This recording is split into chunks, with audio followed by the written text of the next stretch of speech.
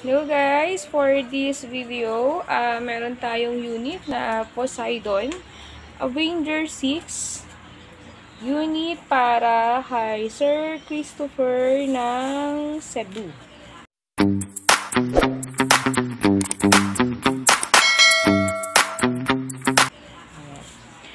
Okay, siyempre, before ko siya i-process for packing and para ma-process din natin siya for shipping, i-check muna natin yung unit, then test fire natin. Okay, so meron siyang order na red dot and extra magazine, saka di-poly battery with charger na rin. Okay, so Poseidon is made in Taiwan. Ayan, so pakita ko muna sa inyo. Ayan, so ganito yung markings ng Poseidon. Ayan. Okay, tapos nasa bat niya yung nakasulat na made in Taiwan. Ayan. So, yan. Okay, so ito yung Poseidon na yung trigger niya may special, no, na pwede mo siyang iset. Meron na rin ginawang video si Sir Raymond regarding kung paano mo isi-set up yung kanyang trigger. So, watch nyo lang yun guys para mag-guide kayo doon. Okay, so yun, syempre una, para magamit natin yung mga AEG rifle. So, AEG means Airsoft Electric Gun. Okay? So, yung mga electric type, kailangan muna kabitan natin siya ng battery. Okay? Kasi nasa battery yung kanyang power. So, yung battery, dito yan ilalagay sa bat. So, yun. Kailangan tanggalin natin to para nasa loob nito kasi yung wire.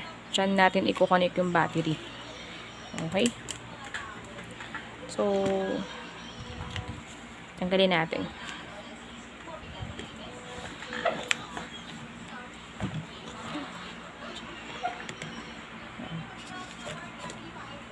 Ayun.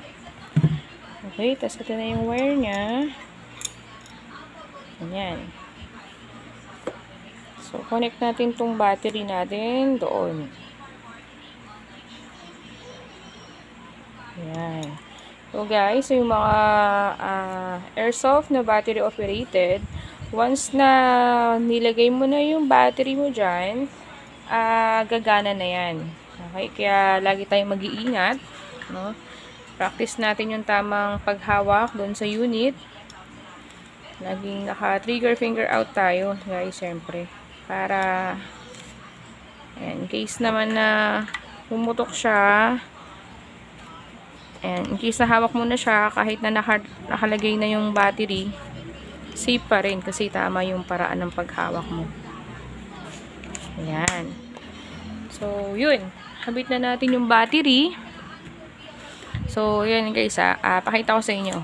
Wala pa tayong magazine, di ba? Pero hindi siya katulad ng gas type na pag nakasalpak yung magazine, saka lang siya puputok kasi nasa magazine yung power. To siya hindi. Once na nakalagay yung battery, gagana na siya. Di ba? So, halimbawa, nakasalpak yung battery, tapos hindi ka naka-trigger finger out, tapos may naiwang bala dun sa barrel or dun sa chamber, tapos na-press mo bigla yung trigger, pwede kang maka-aksidente. Di ba? So, kaya lagi nating pinapaalala yung tamang hawak, okay? Always trigger finger out. So, pag nakatutok ka na sa target mo, tapos ready ka na mag-fire, dun mo lang ipapasok yung daliri. Okay. So, save muna natin. So, yan guys, ito yung kanyang stock magazine. Itong stock magazine ni Poseidon, spring type yan. Okay, wala ka nang kakamutin, wala ka nang hihilain. Once na nilagay mo yung BB, salpak mo na lang siya, tuloy-tuloy na yun. Spring type kasi siya. Okay, so yung paglagay ng BBs, mas okay na gumagamit kayo ng BB loader. Ayan, so ganyan lang siya.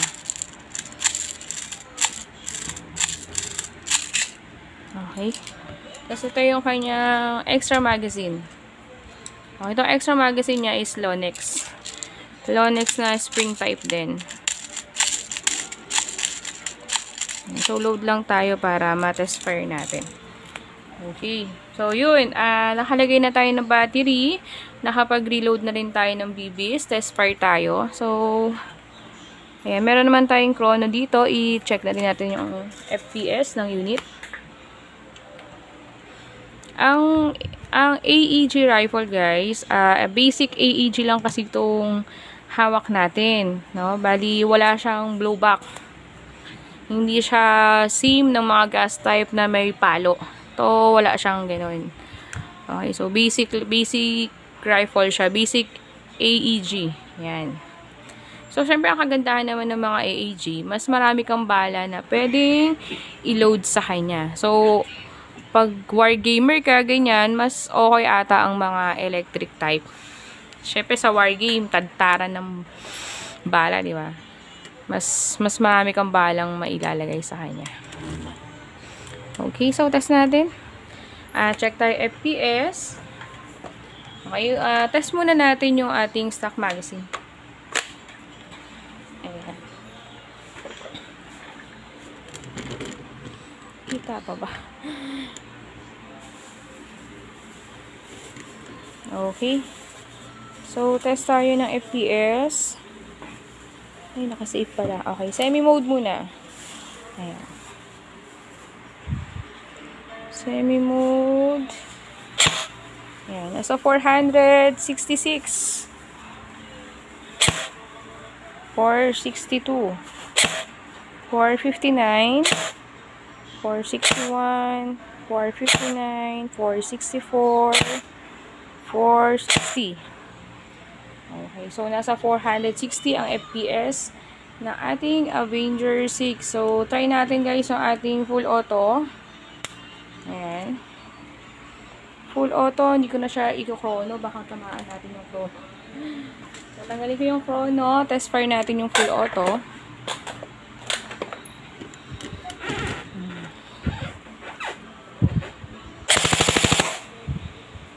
Yun, wala siyang bala. Okay. Release natin to. Test tayo ng ating extra magazine. Ayun. Ayan. Okay. So, it's normal guys, na pag nag-release ka ng magazine, normal na merong nauhulog na bala. Siguro mga 3 ata or 4 na BB yung mauhulog sa kanya. Ayan. Okay. So, okay itong unit ni Sir Christopher. No? Pwede na natin siyang i-process for packing. And pakita ko yun sa inyo guys, yung yung kanyang red dot. Okay. So, itong red dot niya, mabilis lang naman siya ikabit. So, yung red dot, yan. Ilubugan lang natin yan. Tapos, ipapakapit na natin siya sa railings.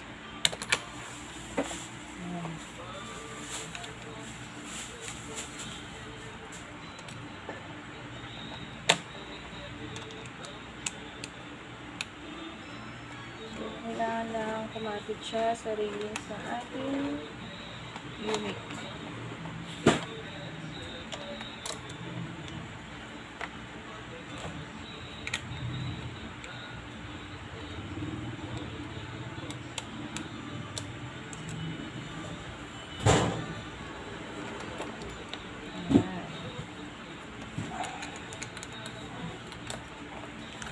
Pag kumapit na yan, hihigpitan lang din natin siya. Ayan. Mas paporma na yung unit. Ayan. Mas mapormado pag may red dot. Ayan. So, ayan guys. Ito yung ating Avenger 6. Okay. So, meron din tayong color block nito. Ayun. So, process na natin siya for packing para ma-process na natin yung shipping. Thank you so much, guys. Bye-bye.